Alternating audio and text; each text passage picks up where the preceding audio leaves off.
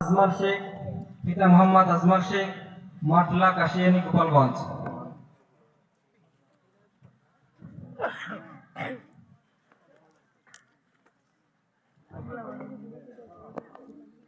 তৃতীয় নম্বরে হাফেজ মোহাম্মদ হুসাইন আহমদ মোল্লা, পিতা হাফেজ মোহাম্মদ সাইদুর রহমান মোল্লা, সোনাকোট গোপরা গোপালগঞ্জ।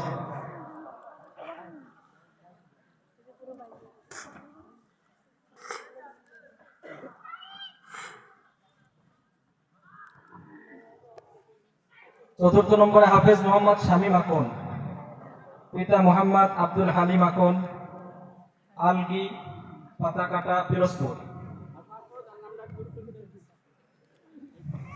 পঞ্চম নম্বর হাফেজ মোহাম্মদ মুরসালিন, পিতা মোহাম্মদ নান্না ফকির, নীলামাট গোপরা গোপালগঞ্জ।